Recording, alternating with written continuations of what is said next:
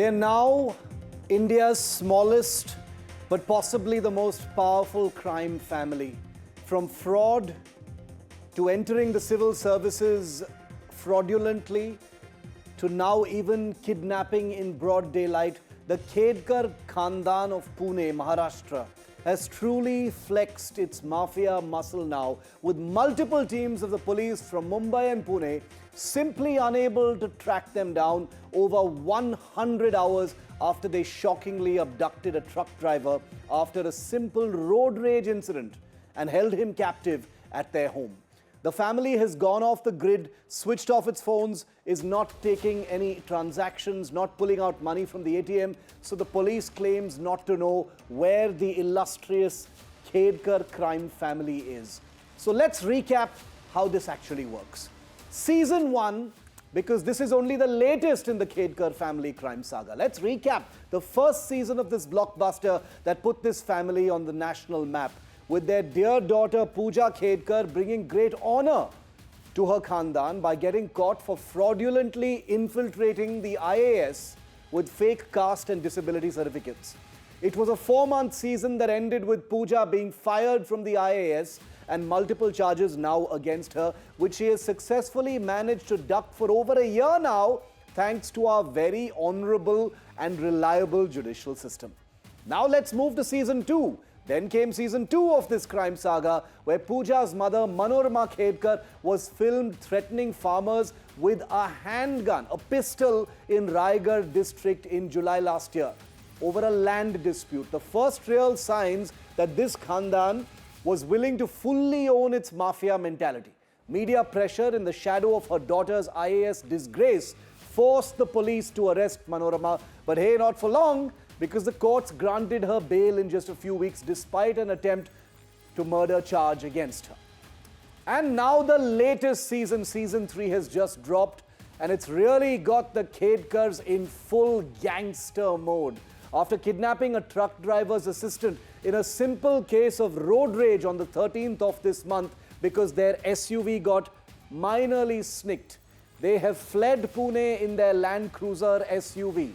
Khedkar crime family patriarch Dilip Khedkar and his bodyguard have simply disappeared, with Pooja's mother, Manorama, of pistol-wielding fame, providing timely obstruction of the police who came knocking at their Pune house, where that poor truck driver's assistant was kept captive for 2 whole days.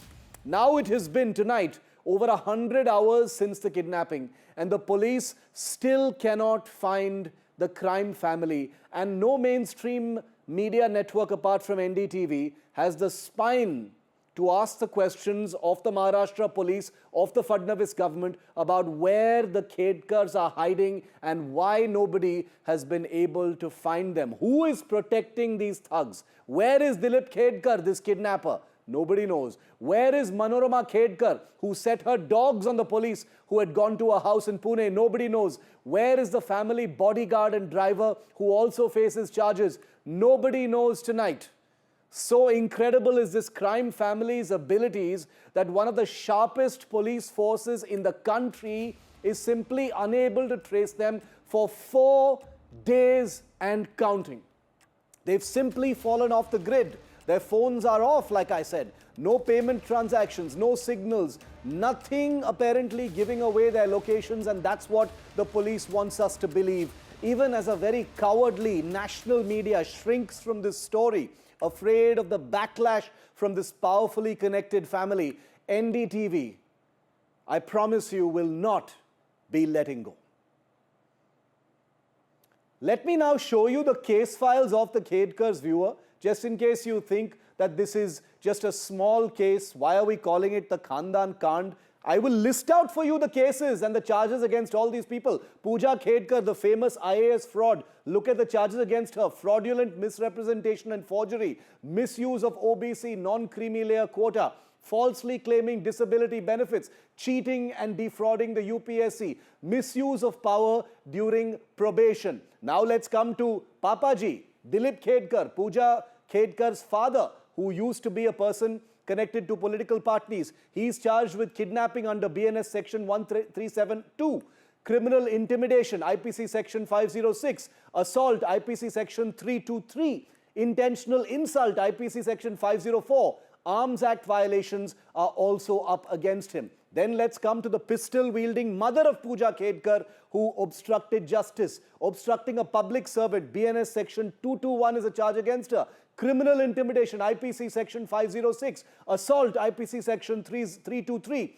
Intentional insult, IPC section 504, and an Arms Act violation as well. Then there is a person called Praful Salunkhe, who is a family bodyguard and driver. Imagine this family who wants to be considered ordinary. They've got disability certificates, they've got fake caste certificates, they have a family bodyguard protecting them. Why does an ordinary family need a bodyguard? I am actually wondering. This man has a kidnapping case against him. There are other Khedkar associates linked to the family and their activities who have criminal intimidation section 506 charges against them, assault under IPC section 323, intentional insult IPC section 504, as well as Arms Act violations. So this is the family that we are talking about tonight. Whether it is using fraudulent means to infiltrate the Indian Administrative Service or using a handgun to threaten farmers in a land grab case, or to downright kidnapping an individual and now being absconding for 100 hours, 4 days and counting. That is what the Khedkar Mafia is all about. Radhika Ramaswamy is NDTV's correspondent, looking at this story very, very closely. 100 hours and counting, Radhika. We know that multiple police teams are in different parts of the state hunting for these people. They've switched off their phones and gone off the grid. NDTV's own team seems to be much closer to getting an idea of where these people are. But what is the police saying? How can it be so difficult to find such a well-connected family? Absolutely, Shiv. It's quite shocking and appalling that Khedkar family members are still absconding. Absolutely no trace. Police not revealing too many details, but they've been telling us that their phones are switched off. They haven't done any sort of bank transaction over the last 3 days. So it's been over 72 hours. The family is still untraceable. And it's not the first time they've been escaping law. They've done it before. Serial misconduct is something that we have seen as far as Pooja Khedkar's family members are concerned. And this time, what the police officials are telling us is that they are in all the premises and locations connected to Pooja Khedkar's family members, be it in Pune, in the outskirts of Pune, Baramati, in their home, residence, ancestral home, or in their offices and factories. So there are teams there. And as you said, not just Maharashtra police officials of both Pune as well as Navi Mumbai, but NDTV teams also spread all across these locations. But the fact is, they are untraceable and their phones are switched off. Police gathering both human intelligence as well as technical intelligence, CCTV cameras across these premises being checked, still unsuccessful. There are multiple FIRs against them of abduction as well as kidnapping. In the past as well, they have faced criminal charges, not just Pooja Khedkar's parents, but Pooja Khedkar herself. But as you said, Maharashtra police have a lot of answering to do, considering that this is serial misconduct and misbehavior from the side of these family Absolutely. members. And it is clearly an air of impunity surrounding this family that we've been witnessing. There is impunity and there are unanswered questions, and we will continue to track that from our journalists on the ground. Radhika is one of them, and I want to say this very clearly to all of our viewers tonight. NDTV happens to be the only network, Radhika included, that is actually out there sticking their necks out in the face of a mafia family that is defying Indian law and thinks they can get away with it. We will not be letting them go. Let me introduce you to NDTV's hunters for the Khedkar Khandan that are out there. In Pune at the Khedkar home, our brave reporter Avinash Pawar has been reporting all through today. In the Bhigwan village in Baramati, which is a stronghold of this family, we've got our reporter Deva Rakhunde. In Talwade town, which is near Pune, which is where Manorama Khedkar's company is situated, our reporter Suraj Kasbe is there. In Navi Mumbai, which was the accident spot where that SUV hit that cement mixer, this is the Mulund Airoli Highway, reporter Paras Dama has been reporting from there. The Pune Sessions Court, where the Khedkars may actually approach to get cowardly anticipatory bail while defying the law. Our reporter Revati is from there. And in Mumbai, as you just saw, Radhika Ramaswamy. brave reporters, 6 of them from the NDTV network. No other network has the guts to go anywhere near this story. ये मनोरमा खेड़कर इनका घर है। यहाँ पे जिस तरीके से 13 सितंबर को जो वारदात हुई नई मुंबई में, जो एक लग्जरी कार थी ये खेड़कर फैमिली की, उसको एक मिक्सर टैंकर टकरा गया और मरम्मत के खर्चे के लिए उन्होंने वो जो ड्राइवर है उसको उठा के पुणे के इसी घर में लेके आए। उसके बाद में जो भी हम देख पा रहे हैं 2-3 दिनों से, जब पुलिस कोशिश कर रही है इसी घर पे आके उनको ढूंढने की, अभी भी घर के अंदर कुछ जो सफाई कामगार जो है, जो केयरटेकर है, वो यहाँ पे है। अभी अभी एक आदमी दिखाई दिया था, लेकिन जैसे हमने आवाज़ दिया वो यहाँ से गायब हुआ है। तो हम ये देख पा रहे हैं कि ये जो खेड़कर फैमिली है, मनोरमा खेड़कर है, दिलीप खेड़कर है और उनका एक बाउंसर है जो प्रमोद साळुंके के नाम का है, तो वो कहाँ पे छुपा हुआ है इसके बारे में अभी पुलिस भी तहकीकात कर रही है और हम NDTV से भी पूरी कोशिश कर रही है, क्योंकि पौड़ जो गांव है यहाँ से मावल तहसील में पूना के नज़दीक, वहाँ पे उनका फार्म हाउस है, वहाँ पे भी हमने जाकर ढूंढने की कोशिश की। यहाँ जहाँ पे 112 नंबर का इनका घर है नेशनल हाउसिंग सोसाइटी में, वहाँ पे भी हम लगातार कोशिश कर रहे हैं। अभी हम देख पा रहे हैं कि जिस तरीके से ये नोटिस यहाँ पे चिपकाई गई थी और मनोरमा खेड़कर को सूचित किया गया था कि अगर आप पुलिस को किसी भी तरीके से अगर साथ नहीं देंगे, ये जो कि कुछ भी हुआ है ये वारदात, उसके बारे में कोई भी हमको जानकारी नहीं देंगे, सामने नहीं आएंगे, तो उनके खिलाफ कार्रवाई की जाएगी। अब पुलिस यहाँ पे आके उन्होंने पूरी तलाशी ली, पूरा घर ढूंढ छाना, लेकिन उनको उसमें ज़्यादातर कुछ नहीं मिल पाया, सिवाय पूजा खेड़कर जो निलंबित प्रशिक्षणार्थी IPS पूजा खेड़कर, उनकी माँ है मनोरमा खेड़कर और उनके पिताजी है दिलीप खेड़कर। तो उनका एक फ़ोन जो सेल फ़ोन वही मिला। अब वो फ़ोन के अंदर कुछ है या तो उसके बारे में कोई सुराग मिल पाता है, इसके बारे में पुलिस पूरी कोशिश कर रही है। अभी बाजू में देख पा रहे हैं आप, ये घर है, ये जो बंगलो है, वहाँ पे एक CCTV लगा हुआ है। अगर समझो वो खेड़कर फैमिली यहाँ से गई है तो इस CCTV में भी यहाँ पे दिख सकती है। ये जो घर है यहाँ पे कभी वो आते थे। ये खेड़कर फैमिली कहाँ पे है? इधर यहाँ पे कभी आती जाती दिखाई देती है? अभी 2-3 दिनों से दिखाई दिए। तो ये वॉचमैन है यहाँ के बाजू के बंगले के। अभी क्या है कि उनका डर भी देखो कितना है, क्योंकि ये जो नेशनल हाउसिंग सोसाइटी है उसके अंदर हमेशा दिलीप खेड़कर और मनोरमा खेड़कर इनके वारदातें होती थी। यहाँ पे जो एक जिम है वहाँ पे जब वो एक्सरसाइज के लिए जाते थे, वहाँ पे भी उनकी वारदात यहाँ के एक मेंबर से हुई थी और उसकी भी FIR चतुर्शृंगी पुलिस स्टेशन में दर्ज है। माना कि ये जो खेड़कर फैमिली है ये हमेशा वारदातों में रहती है और जिस तरीके से हम देख पा रहे हैं कि उन्होंने ये ड्राइवर को उठा के जबरन यहाँ पे लाके बंदी बनाया, तो ये लॉ एंड ऑर्डर सिचुएशन को मानते ही नहीं है। Khedkar family is in controversial situation again. It's been many years from now. Khedkar family came into the limelight because of a controversy, and another controversy is in line when a car hit a truck in Navi Mumbai's Rabale on Mulund-Airoli highway. This is the incident of 13 September at 7:15 p.m. when Dilip Khedkar and his driver was traveling from this entire area. If you can see, this is the very place where this incident has happened, Mulund-Airoli highway. At 7:15 p.m. in the evening, car driven by the bodyguard, and in the car Dilip Khedkar were also there. They hit a truck at this very area. This is a Airoli Mulund highway, and after that the situation got worse. There was a heated argument between the Dilip Khedkar bodyguard and truck driver and truck cleaner. They took the cleaner Prahlad Kumar directly to the Pune, the residence of Manorama Khedkar and Dilip Khedkar. After that, the owner of the truck registered FIR in Rabale police station, and after that investigation started in this entire matter.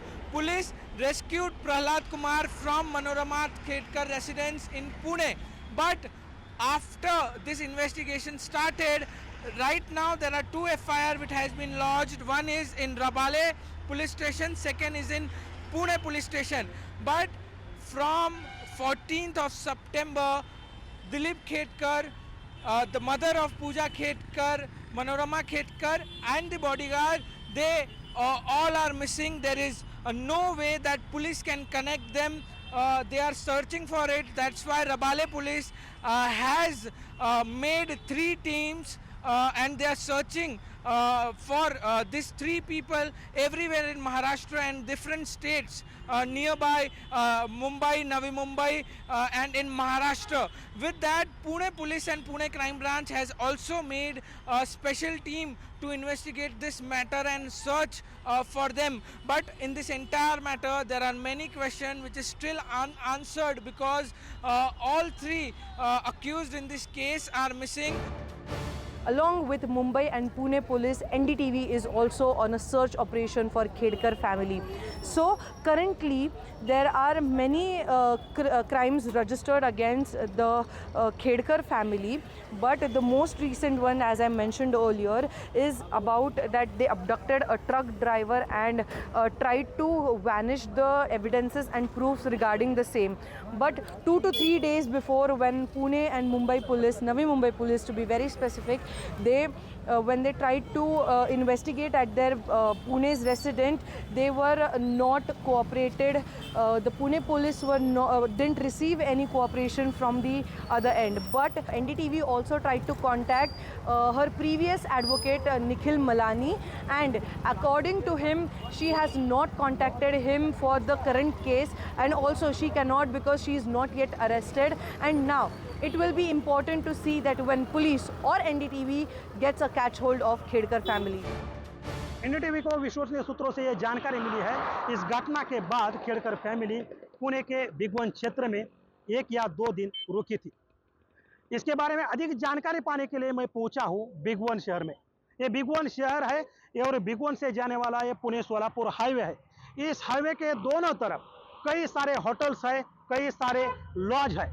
Bhigwan शहर में आने के बाद मैं इन hotel चालकों से मिला, इनसे खेड़कर फैमिली के बारे में मैंने पूछताछ की, लेकिन ऐसी कोई भी जानकारी अब तक सामने नहीं आई। इसके बाद हमने बिगवन पुलिस से भी इसके बारे में जानने की कोशिश की, लेकिन बिगवन पुलिस के पास भी इसको लेकर और कुछ भी जानकारी नहीं है। ऐसा भी अनुमान बताया जा रहा है कि खेड़कर फैमिली बिगवन शहर में अपने किसी रिश्तेदार के यहाँ रुकी हुई होगी, लेकिन इसके बारे में अधिक जानकारी नहीं है।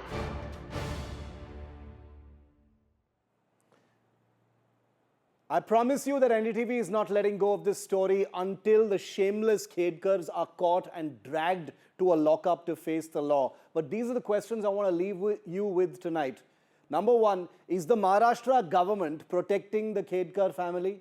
Question number 2, is the Khedkar family's caste a deterrent in swift action? Are there caste compulsions and concerns? That's why nobody is going after them. Is the Maharashtra government afraid the Khedkars will reveal compromised ministers within the system? Do the Khedkars have dirt on High Court or Supreme Court judges? Is that why nobody wants to go after them? And will the Khedkars be allowed to get away this time as well? They've been allowed to get away repeatedly for the last 1 year. Will they be allowed to get away this time as well? I promise you, NDTV will not be easing the pressure on the system, on the Khedkars.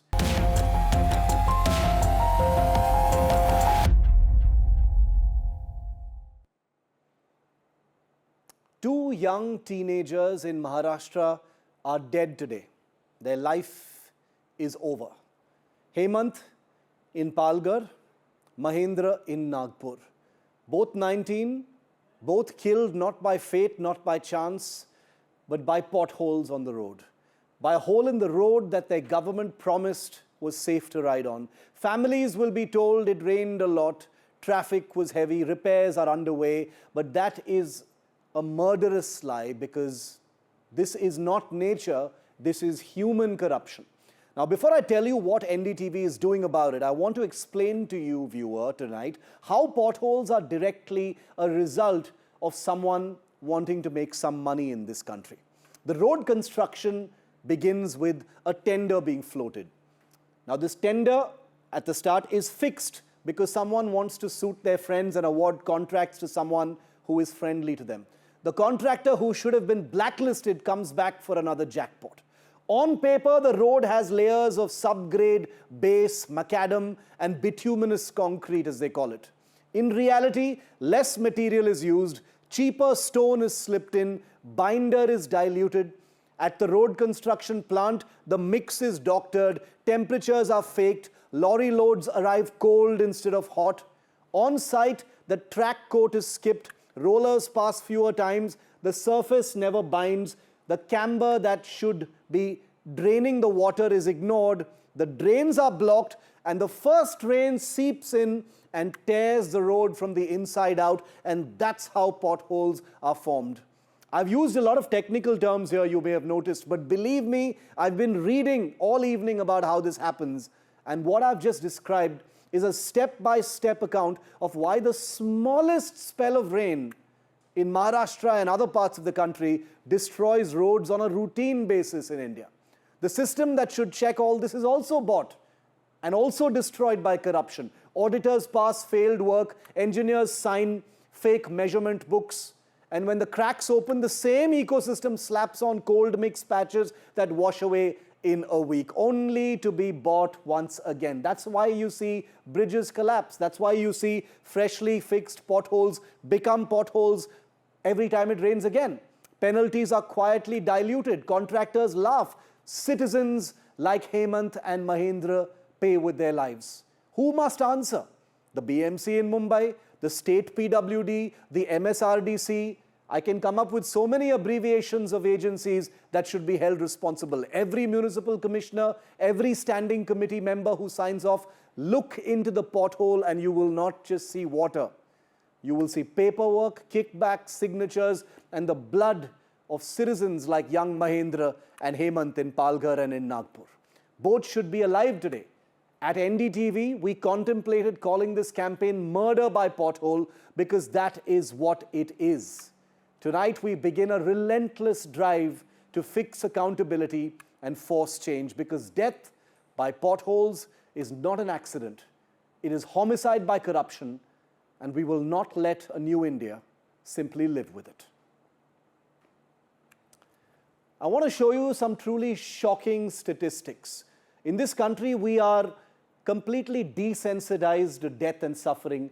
But since we're talking about potholes and the lives of two young men in Maharashtra, let me tell you that 20,000 people, can you believe it, viewer, have lost their lives in pothole-related accidents in just the last 5 years. 20,000, think about that number. Nearly 4,000 deaths in 2021 alone. That is the last year for which we have some data on an annual basis. 5 people are killed on a daily basis on average by potholes in different parts of the country. In Maharashtra, UP and Tamil Nadu, these are the 3 worst hit states as far as pothole-related deaths are concerned. In 2018, the Supreme Court had called pothole deaths unacceptable. Well, they are very, very acceptable, as these numbers clearly show. Poor road maintenance, slow civic response, abject corruption at the Public Works Department and municipal level are responsible. Victims are often two-wheeler riders, pedestrians, and daily commuters. They are among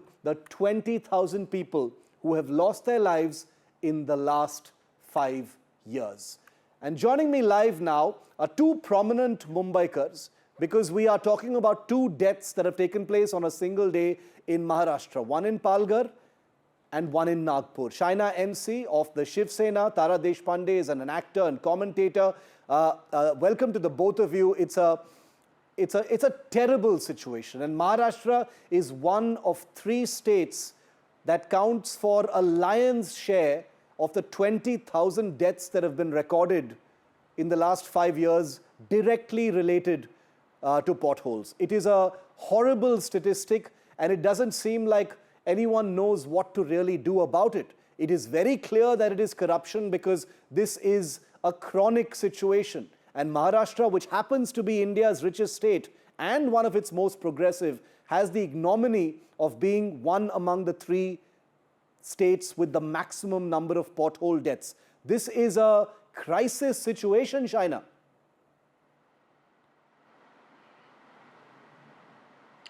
So, Shiv, I'm not going to duck the question. Obviously, the coordination between BMC engineers, contractors, and the control room are of utmost importance. Our leader, Eknathji Shinde, has assured Mumbai that Mumbai is not only going to be pothole free. The fact is, we have worked tirelessly when it comes to the infrastructure in Mumbai, which is known to all. Say if an engineer can't locate a pothole with precise GPS data, then there is no point of having that digital redressal system. The BMC, however, to give them their due, they have come up with this quick fix app. Not that that is a solution, but if anyone wants to report a pothole in their area, within 48 hours, that pothole is supposed to be looked at and addressed completely. But year after year, as a Mumbaikar, one doesn't want to listen to the monsoon causing havoc. There are foolproof measures, and contractors who have made quick fixes and quick money also understand that the voter is extremely intelligent now. The people of Mumbai are wanting replies and results because we are the largest taxpayers in the country. So I don't think there's any reason to have a sentiment which is contrary to what the Mumbaikar thinks. But having said that, there are lots of new, opportunities for us to ensure that potholes are accident proof and completely a city where you have the coastal road, Nava Sheva link, Atal Setu, the list is unginat. So to have a pothole-free Mumbai is a vision plan of the Honorable Chief Minister Devendra Fadnavis and my own leader Eknathji Shinde, who has said on multiple occasions that every time in the past one got a complaint, it was that same contractor that was fixing it again and again, and the huge corruption in the system has been exposed by all. So having said that, I first want to pay condolences to these 2 young boys who have lost life. I think there is no explanation for it, and that outrage is a must. We all are outraged, but at the same time, to have the BMC give you a pothole-free Mumbai, and where you have the budgets in place, the best of expertise, the engineers, the contractors, the control rooms, I think the sky is the limit for us. No, but this is a chronic corruption issue. It's not just a governance issue, it's a corruption issue, and Maharashtra ranks among the top 3 states. Tara, I don't want to indulge in a blame game because it is not just the current government. I've just read out figures going back 5 years. This is clearly something that transcends who is in power. There is a systemic, sub-governmental corruption layer that nobody seems to be able to fix. And that's why, kids like Hemant and Mahendra have to die every day. Yes, their deaths are really tragic, and my condolences to their family. Just some months ago, I was here with NDTV talking about the hoarding and Ghatkopar that fell down, that again exposed a vast network of corruption in this city.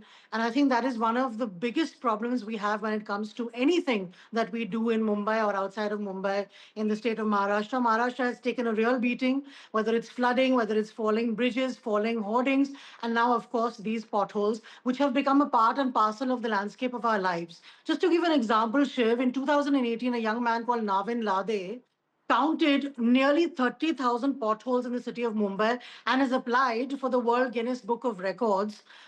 What a shame that is, really, Now, today I understand, all right, materials were stolen, money was, embezzled.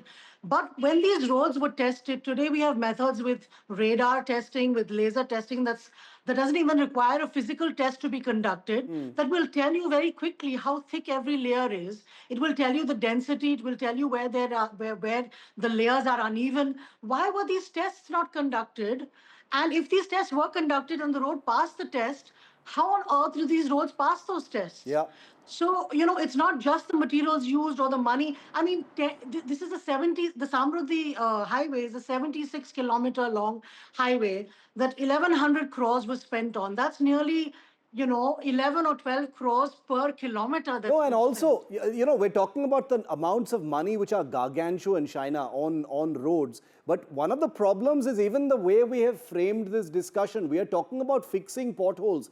It rains everywhere in the world. There is nothing special about India, but those potholes only happen here. The question is, how do we prevent the potholes? Fixing anyone can do. The fact is, those potholes shouldn't be happening at all. But Shiv, there is such amazing technology which is available. There are swift grievance resolutions which have been talked about on multiple occasions. We talk about rainwater, but the commuters have also themselves come up with so many kind of solutions where they have given suggestions, and the government has also taken it.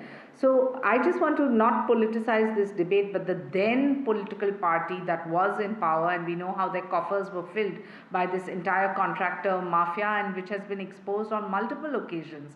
Our Chief Minister, on the other hand, and our Deputy Chief Minister, Eknath Shinde, have the political will. And even if you look at how BMC has launched this quick fix BMC app to streamline, the process of reporting and fixing potholes in Mumbai. No, but it has to be on a war footing, Shaina. It has to be on a war footing. It has to be, it can't be reactive. Yes, it has to be proactive and relentless and ruthless. This highway was inaugurated in June 2025. Even our citizens are very alert with their complaints, as are the results which have to be given in within 48 hours. But the point is, why is there a pothole in the first place? Yeah, absolutely. So, Devendra Fadnavis, Eknath Shinde, Ajit Pawar have all said that we have the best of technology now, and we will ensure the way you have seamless coastal roads, Atal Setu, Nhava Shriva link, and the sky is the limit when it comes to infrastructure in Mumbai. So we will have the same kind of roads which are absolutely pothole free, and I have absolute faith and belief in political will. I'm going to take that as an assurance. I'm going to take that as an assurance because I want, like I told the both of you just now, NDTV has launched a campaign called Death by Potholes, and we're going to be reporting this, I promise you, every single day, not just in Maharashtra, Karnataka, elsewhere as well. This is a cross-state issue because, Tara, frankly, we don't need apps where people can report potholes. We don't need that. We don't want to waste apps for people to be able to, report a pothole. That should be the state's job. This is about not having to report any potholes. That is the point. Get to the root of the issue. Even when the pothole is temporarily filled, it's so poorly filled that it doesn't even last more than a couple of days, and you have another accident after that. So really what we need is for these potholes to not exist in the first place. Nashik Municipal Corporation in 2024 counted 8,500 potholes in Nashik. So, I mean, obviously there's a problem not just just outside Mumbai or on highways, but there's a problem in tier 1, tier 2 cities across the state. Absolutely. So this corruption is pretty, rampant, and something needs to be done about it. But in the meantime, if you can at least test the roads to make sure that, they've been built properly, and that's, as I said, much easier to do than it was in the good old days. Like I said. Can I give an assurance on your channel? Yes, please, please. Shiv, can I please give an assurance on NDTV today as the national spokesperson of the Shiv Sena that the Mahayuti government has assured and is taking every measure to ensure Mumbai is pothole free. This has been a commitment of the Honorable Chief Minister Devendra Fadnavis, the Deputy Chief Minister Eknath Shinde, as well as Ajit Pawarji. And please, sometimes I think we should also understand that a city like Mumbai, with the vastness of the area and of course the lacunas in the system, it is a challenging job. But if you have the proactive I appreciate that assurance, will, Shaina. and I haven't ducked any questions, so I accepted it and I've been as honest as possible. I appreciate that assurance. NDTV's campaign will keep a track of it. We will hold you to that assurance because Mumbai, the rest of Maharashtra, and indeed, as you will see as I go to my next story, the rest of India deserves a country where potholes do not take away the lives of our young, promising Indians like Hemant and Mahendra tonight. Thank you. We offer our condolences to their inconsolable families as we once again promise that we will bring them justice. Potholes shouldn't be the end of anyone's life. Well, from Maharashtra, let's move to Karnataka because the situation is in many ways even worse over there because brand Bengaluru is drowning in potholes and broken infrastructure. People have died there, people have moved out, and now a big tech company that had invested crores and crores and set up shop 9 years ago in a big part of the tech side of Bengaluru has said enough is enough.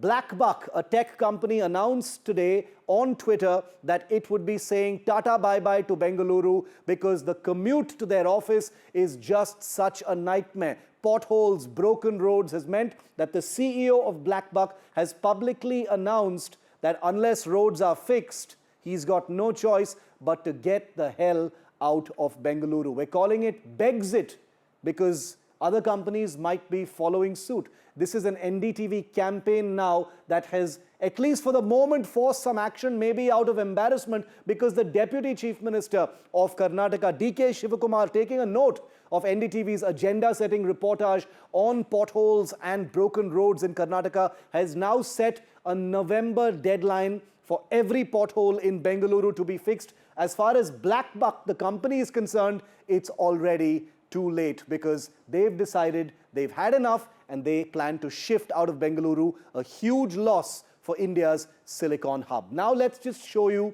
some facts and what it really costs, what these potholes and what the cost of being stuck in traffic in Bengaluru actually costs. These are staggering numbers. The annual business loss as a result of broken roads and traffic delays in Bengaluru is a whopping 20,000 crore rupees. Chew on that figure for just a moment.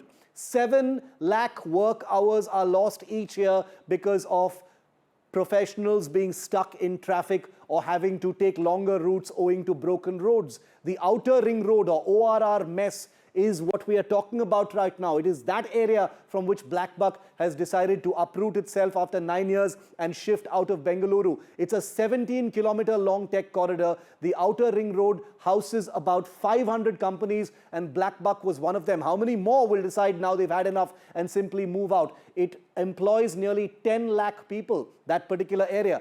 36% of Bengaluru's IT revenue comes from the companies situated on the outer ring road area. The revenue last year from these companies combined was $32.68 billion annually.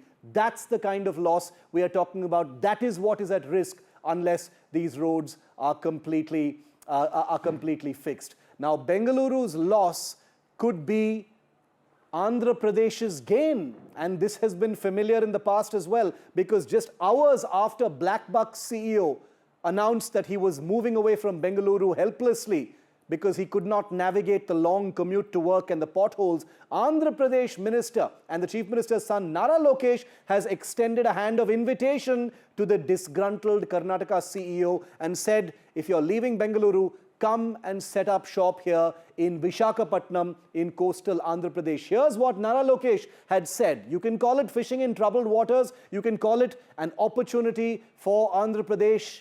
Here's what he said just a few days ago.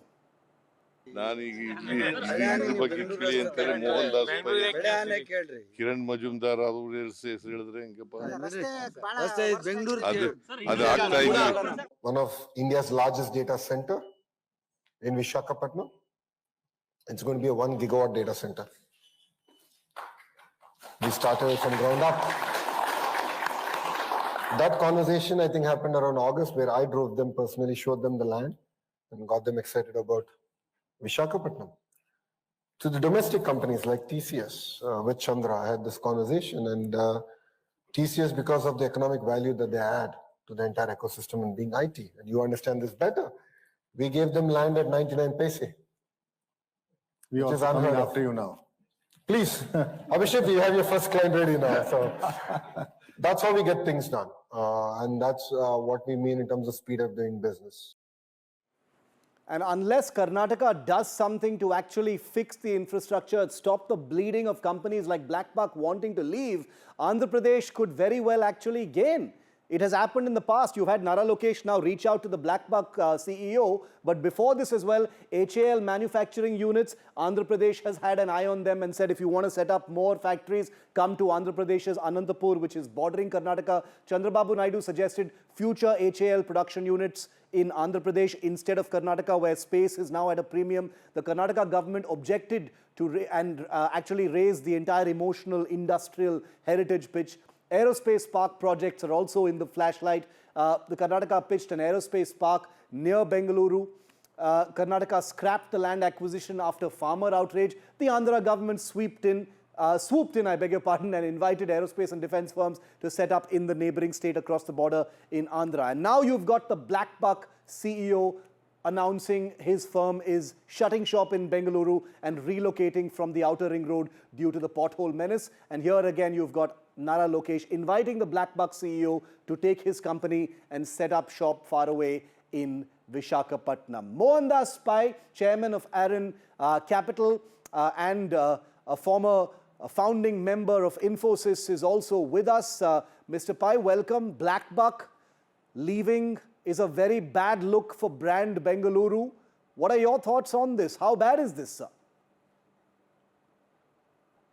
No, I think it's demonstrated the total failure of governance in Bangalore. We have been facing this bad situation about bad roads, potholes for quite some time. And the last 6-8 months, it has become very worse because of rains and corruption and all kind of stuff. And we have had our CM come there. We have had DK Shivakumar, DCM come there, promise. They've not been able to keep the promise. The credibility has become very low because nothing happens after they go. They come and do some small bit of work and then it falls apart.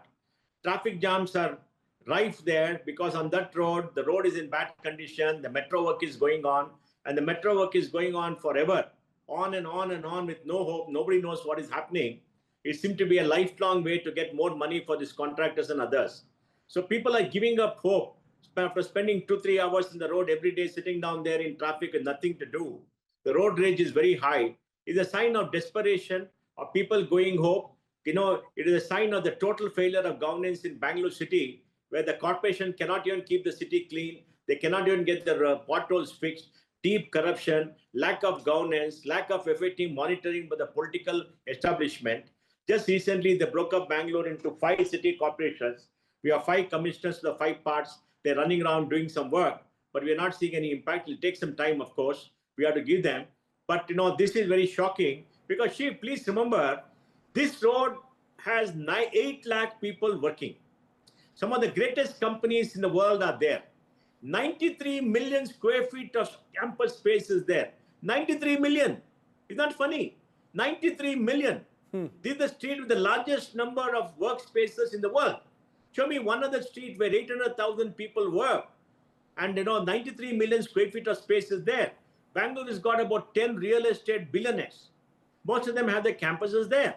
And this is the street where everything is there. And we have people, political leaders say they are in politics to do business. Most of the political leaders are in real estate. They don't even understand. They don't maintain the road. Their own business will be hurt. For self-preservation, at least they must do it. Many of them are busy making money. So this is a sign of desperation, sign of losing hope. And they've announced it. And everywhere there's a furrow today.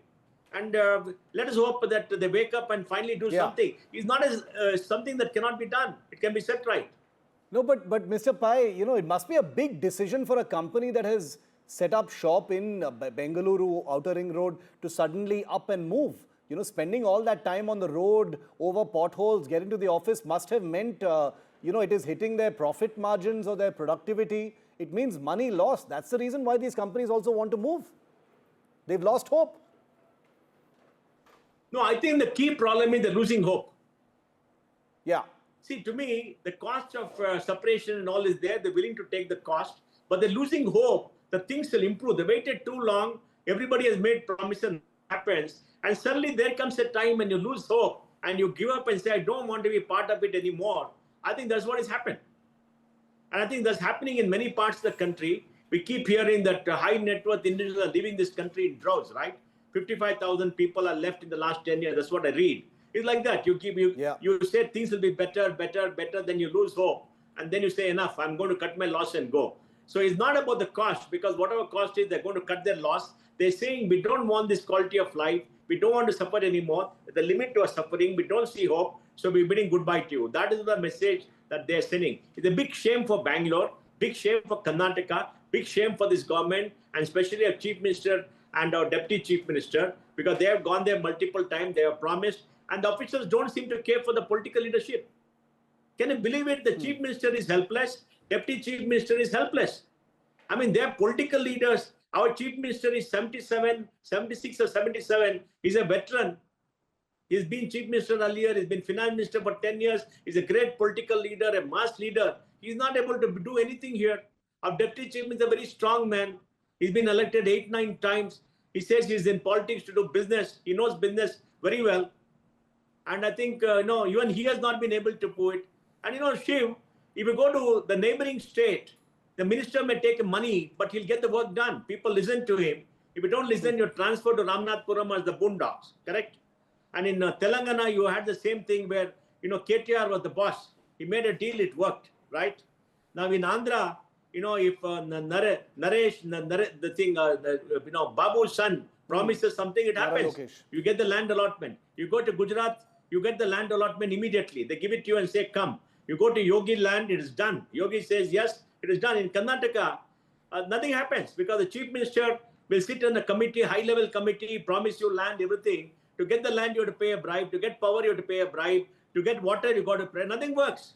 The Chief Minister's word is not taken seriously by people because in most of these departments where approvals have to be given, most of the seats have been purchased by people. You'll be very surprised. Somebody told me in BDA, which is a land development authority, there are 10 or 12 desks who need money. And all of them are paid money to come there. Even in city corporation, many of them, they paid money to come there. They don't care. In fact, one of them asked me for a bribe and I refused. Then they told, look, we have paid so much of money. We are asked to go early. How can we go? We're not recovered our money. That's what they say. This is a sad state of affairs in the state. I hope Rahul Gandhi understand this. Mallikarjuna Kharge sitting in Delhi understand this. Jairam Ramesh, who is the advisor to Rahul, understand this, is MP from the state. I hope our finance minister is MP from the state, sympathize the people of Bangalore. We sent 5 MPs, Shiv, to the NDA from Bangalore. I mean, I hope they understand. I want all the 5 MPs to go, sit on the road there and protest and draw attention to that place because that symbolizes Bangalore.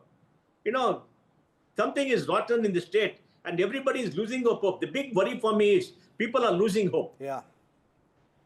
I think you're right. People are losing hope and that's never, ever going to end well. Can Siddaramaiah, DK Shivakumar and the government actually stem the Brexit, as we're calling it? We'll keep a track of that. TV Mohandas Pai, always a pleasure. Thank you very much for being with me here tonight on India Matters. We're returning to our big breaking story now of the shootout, the encounter that has taken place, killing 2 shooters who fired at the home of Bollywood actor Disha Patani in Bareilly in Uttar Pradesh. The encounter took place in Ghaziabad, which is in the national capital region on the outskirts of Delhi. The gang had targeted the Bollywood actor over her sister's comments to a particular spiritual leader. CCTV footage has now been accessed by NDTV of the firing at Disha Patani's family home in Bareilly in Uttar Pradesh. On camera, you can see bike-borne thugs opening fire at their residence as a threat display. This was in Bareilly in Uttar Pradesh, where Disha Patani's home was being shot at by those 2 assailants. NDTV has accessed this firing footage now at the Bareilly home. Both shooters, both the men you see in that CCTV footage, and we've got a separate image of both of them, have now been killed in an encounter that happened to be a joint operation of the Uttar Pradesh Special Task Force and the Delhi police, and that happened in Ghaziabad. So the home where the shooting took place yesterday is in Bareilly, which is on the way between Delhi and Lucknow, and the encounter of these 2 men happened in Ghaziabad, which is on the outskirts of Delhi. So that explains to you why it was a joint operation with the Delhi police. Mukesh Singh Sengar is with us live. Mukesh, इस encounter के बारे में बताइए, ये क्यों हुआ था, ये बरेली में ये फायरिंग जो हुआ था दिशा पाटनी के घर में, ये किस वजह से हुई थी, और ये एनकाउंटर जो आज हुआ है गाजियाबाद में, उसके बारे में डिटेल में बताइए मुकेश। जी देखिए शिव, दोनों शूटरों का जो सीसीटीवी फुटेज हमको मिला है उसमें एक बाइक पर दोनों शूटर आते हैं। जो पीछे जो शख्स बैठा हुआ है जिसने फायरिंग की है उसने कोई हेलमेट नहीं पहना हुआ है। जो बाइक को चला रहा था उसने हेलमेट पहना। बाइक से उतरने के बाद कई राउंड फायरिंग करते हैं और फिर ये वहां से निकल जाते हैं। तो ये जो फुटेज है ये बरामद किया है पुलिस ने, और इसके बेसिस पर ही शूटरों की पहचान हुई। और उसके बाद पुलिस ने शूटरों को की पहचान करने के बाद जो दिल्ली पुलिस की स्पेशल सेल है, जो हरियाणा की एसटीएफ है और साथ में जो यूपी एसटीएफ है, इसको ये जानकारी मिली कि ये दोनों शूटर गाजियाबाद के पास जो ट्रॉनिकल सिटी है वहां पर आने वाले हैं और अंजाम देने वाले हैं। इसके बाद पुलिस ने वहां पर ट्रैप लगाया और ट्रैप लगाने के बाद जैसे ही शूटर वहां आते हैं पुलिस इनको सरेंडर करने के लिए कहती है, लेकिन सरेंडर करने की बजाय ये दोनों शूटर जो है पुलिस पर फायरिंग करते हैं और जवाब में पुलिस ने फायरिंग की जिसमें ये दोनों शूटर घायल हुए। बाद में दोनों शूटरों को डॉक्टर्स ने डेड डिक्लेयर कर दिया है। पुलिस के मुताबिक दोनों शूटरों की पहचान, एक शूटर जो है वो रविंदर है उसका नाम, और वो हरियाणा के रोहतक का रहने वाला है। दूसरा जो शूटर है उसका नाम अरुण है, वो सोनीपत का रहने वाला है हरियाणा का। इनके पास से ग्लॉक और जिगाना पिस्टल मिली है जिसके जरिए मल्टीपल राउंड फायरिंग कर सकते हैं, और ये दोनों ही पिस्टल जो है वो विदेश से आती हैं, ये सबको मालूम है। इसके साथ ही एक अपाची बाइक मिली है, जिस अपाची बाइक से में सवार होकर ये फायरिंग करने गए थे वो अपाची बाइक भी पुलिस ने बरामद कर ली है। तो फिलहाल दोनों शूटरों के शवों को मॉर्चरी में भेज दिया गया है। इन दोनों का कल पोस्टमार्टम होगा और इस पूरे फायरिंग की जिम्मेदारी जो यूएस में बैठा रोहित गुजारा जो कि राजस्थान का गैंगस्टर है उसने ली थी, और साथ में गोल्डी बराड़ ने ली थी। और ये कहा था कि दिशा पाटनी की बहन खुशबू पाटनी ने अनिरुद्धाचार और प्रेमानंद महाराज को लेकर जो स्टेटमेंट दिया है उस स्टेटमेंट से नाराज थे, आहत थे, इसीलिए इन लोगों ने फायरिंग कराई। लेकिन बड़ी खबर यह है, बड़ी कामयाबी यह है कि यूपीएसटीएफ, दिल्ली पुलिस की स्पेशल सेल और सोनीपत पुलिस ने मिलकर दोनों शूटरों को ढेर कर दिया है। जी मुकेश, धन्यवाद ये इन्फॉर्मेशन के लिए। I want to show you this CCTV footage once again and put the sound up. You can actually hear the shots being fired. Listen into this.